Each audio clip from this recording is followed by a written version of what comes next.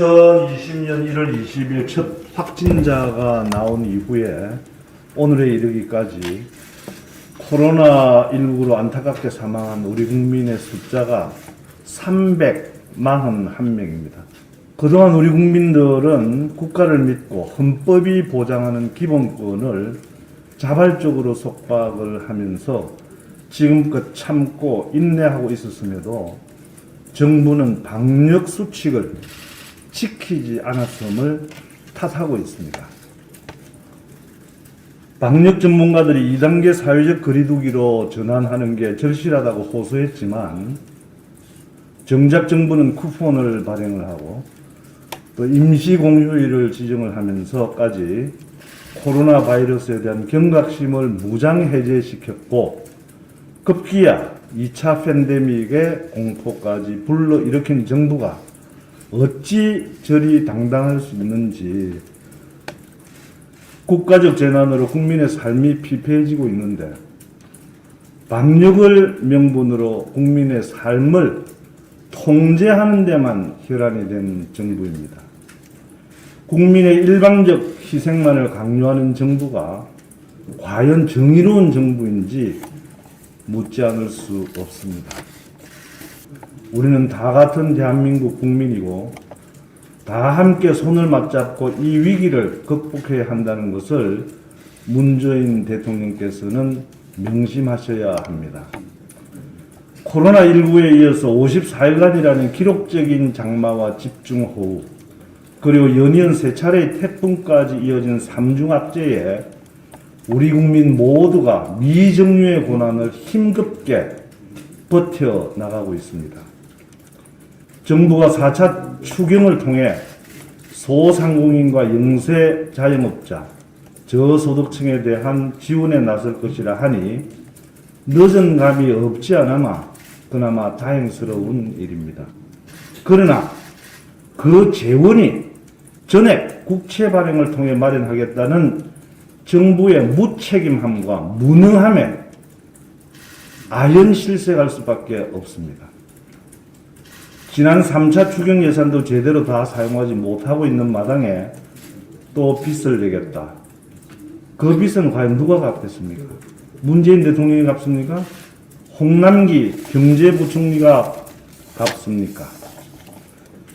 재정만능주의, 재정중독에 빠져서 미래 세대의 부담만을 가중시키고 있는 이 정부의 독주를 이번 국회에서 막지 못한다면 어찌 국민의 힘을 요구할 수가 있겠습니까? 21대 국회의 첫 정기국회입니다. 합리적인 대안과 균형 잡힌 견제로 문재인 정권의 무책임함과 무능을 심판하는 정기국회가 되어야 할 것입니다. 예, 정진석 의원입니다. 포털도 언론입니다. 지금이 무슨 보도지침 시대, 언론 통제 시대도 아닌데 국회의원이 이젠 대놓고 국회에 들어오라 마라 얘기를 합니다. 매우 부적절한 태도이고 오만불손이 느껴지는, 서슬퍼런 갑질이 느껴지는 매우 유감스러운 일입니다. 오늘 아침에 카카오 직원들은 쾌재를 불렀다고 합니다.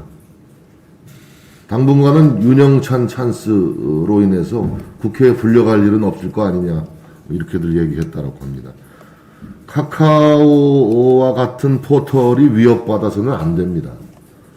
공론의 장을 지키지 않으면 민주주의도 없다는 말씀을 드리고 싶습니다. 여당 의원이 포털을 아무 거리낌 없이 국회로 초치하는 서슬퍼런 권력의 이면을 노출했습니다. 포털도 실질적 언론이라는 점에서 집권 세력의 언론 통제가 사실로 드러난 것입니다. 꼬리가 길면 밟히게 마련입니다. 이 정권은 댓글 조작을 통한 국민 여론 조작에서 한층 더 나아가 백주대낮에 그것도 신성한 국회의사당 본회의장에서 노골적이고 직접적인 여론 조작을 진두지휘하는 국기문란 행위를 버젓이 저지르고 있습니다. 3살 버릇이 8까지 간다는데 윤 의원의 이런 여론 조작 행태는 돌발적으로 불쑥 튀어나온 것이 아니라고 생각됩니다. 윤 의원은 기자 출신으로서 네이버에서 뉴스 편집 등을 담당하며 부사장을 거쳐 현 문재인 정부 초대 청와대 국민소통수석을 지낸 인물입니다. 하는 것을 보면 한두 번 해본 솜씨가 아니며 청와대에서도 이런 식의 호텔 통제가 수시로 있었을 가능성이 매우 높아 보입니다.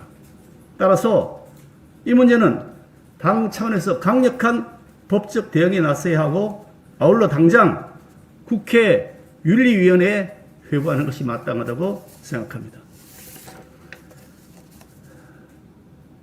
현재 감염병 예방 및 관리에 관한 법률에 근거해서 코로나19 확진자의 이동 경로, 방문 장소, 접촉 대상 등에 대한 정보 공개가 거의 무차별적으로 이루어지고 있습니다.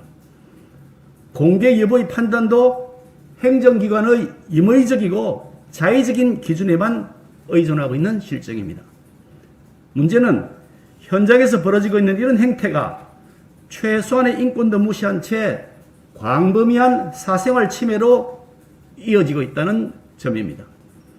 이것은 매우 잘못된 후진적 행정이며 행정기관이 마음만 먹으면 정부 비판 세력을 탄압하고 겁주어서 입에 재갈을 물리는 수단으로 악용해도 아무런 대책이 없는 실정입니다.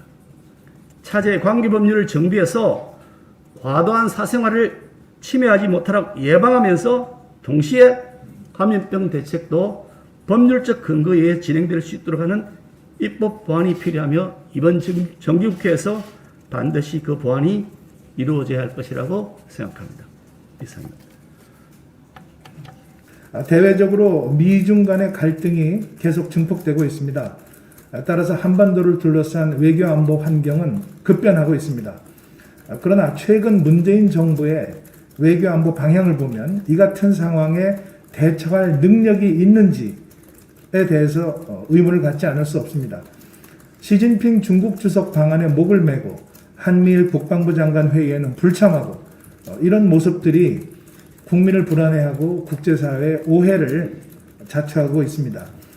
미중 무역 전쟁 그리고 기술 패권 경쟁 사이에서 한국이 국익을 보존해 나가기 위해서는 무엇보다도 한미 공조 체제를 견고히 유지하면서 중국과 소통하고 협력해 나가는 지혜로운 실용주의 외교를 펼쳐나가야 합니다.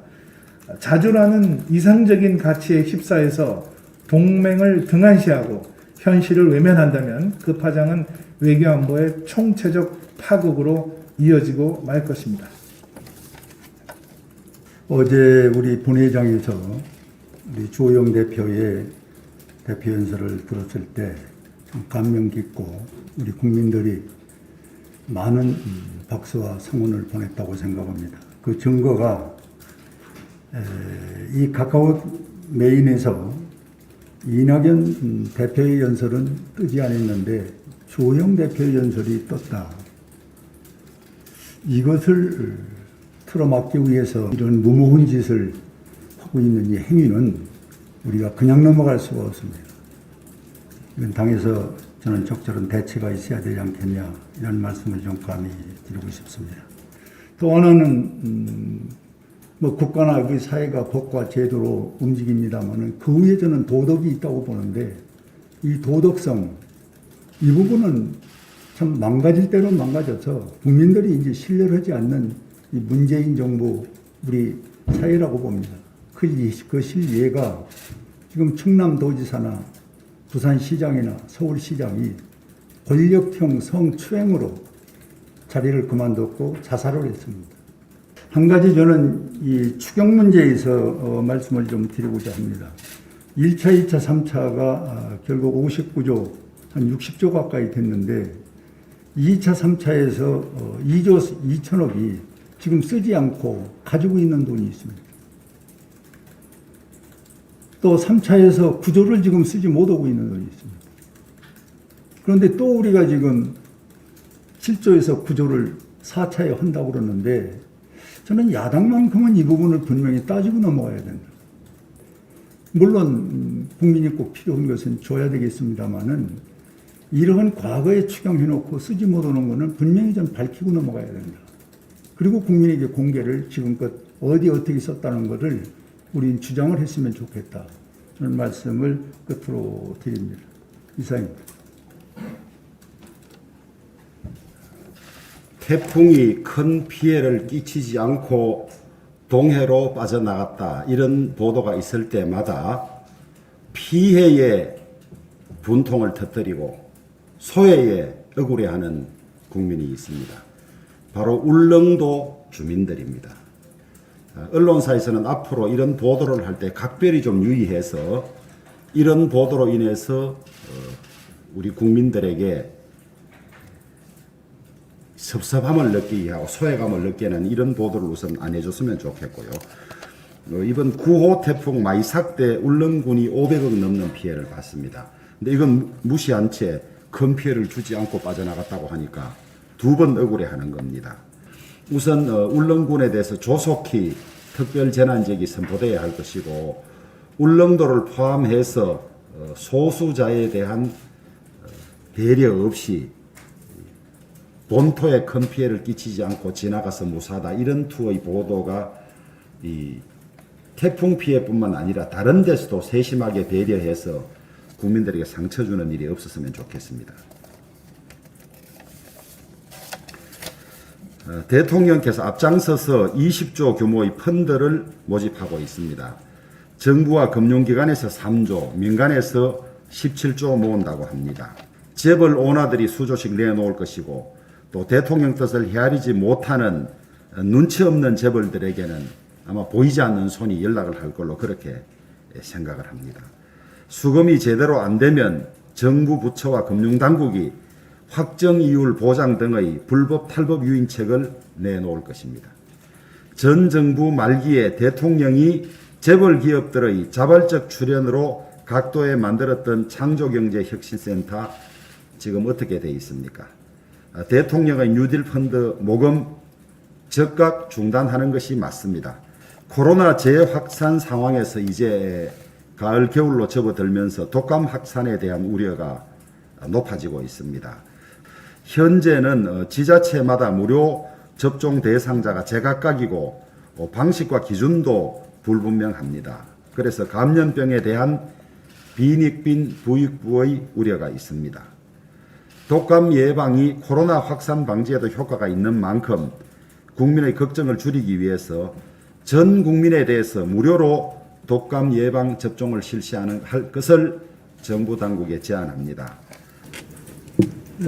최근에 무리를 빚고 있는 법무장관 아들과 관련해 가지고 제가 대통령께 좀 묻고자 합니다. 어떻게 정의를 준수해야 할 법무장관을 연속해서 이 본인 스스로가 정의와 공정과는 거리가 먼 두 사람을 법무장관으로 앉혀서 오늘날 이렇게 사회를 혼란스럽게 만들고 있는지에 대해서 이해가 되지가 않습니다.